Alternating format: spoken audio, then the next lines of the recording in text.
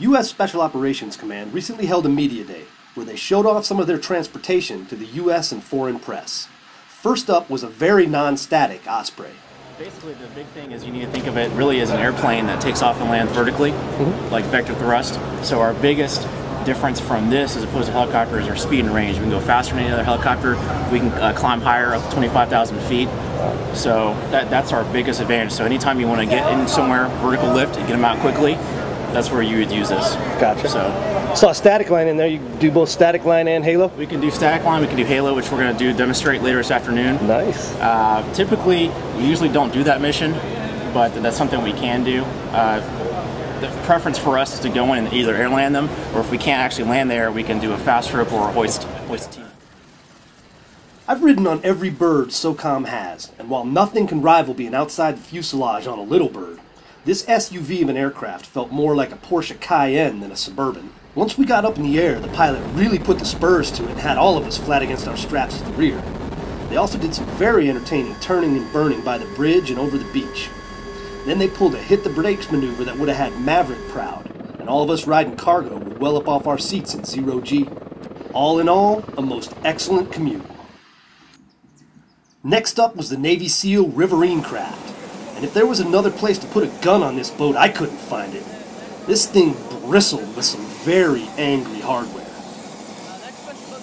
All of us are SWCS, which is Special Warfare Combat Crewmen, and we specialize in one craft while we're at that team, but at the same time we're still all SWCS, or we call ourselves boat guys, which means basically we can switch from this boat to that boat with a very little amount of training and be able to operate on that boat if we have to. It's normal to think of Navy warships as dangerous, but even though these look like fishing boats, they bring an impressive array of firepower to the game. The mine-resistant, ambush-protected vehicle isn't going to win any beauty contests, unless not getting blown up is beautiful to you. And if being able to stay safe and still bring the pain to the bad guys appeals to you, well, this might be your ride. I think it's cool, man. Yeah. Look at those comfy seats too. A piece of friggin' little arm right there. Right. We put our bracket in there and it mounts onto the side of the 50 cal. So it'll charge the 50 cal indoor of the Mark 19. So they never have to get up there unless to reload or, you know, if we have a weapons jam. You can zoom in, like, here we get a good look at anybody out there. Got an autofocus. Wow. They can fine tune their focus if they want to. We're low on ammo though. Yeah, we ain't got no ammo. We got thermals.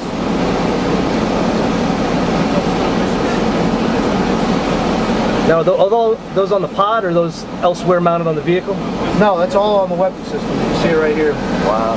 That big one is your thermal, and the smaller one on the top left right there, that's your day cam, and that's your laser rangefinder. So what this does, you know, like with a 50 or a Mark 19, you have to walk rounds on the target, you guesstimate with your range. Well, with this, you laze the target, then puts the ballistic solution in. So a weapon will either, you know, say you're 1,000 meters, the weapon will jump up, bam. So where you're aiming, as long as, you know, they do a real good bore sight with the weapon system, right where you're aiming is where your point of impact will be. The EC-130 is SOCOM's entrant in the information war.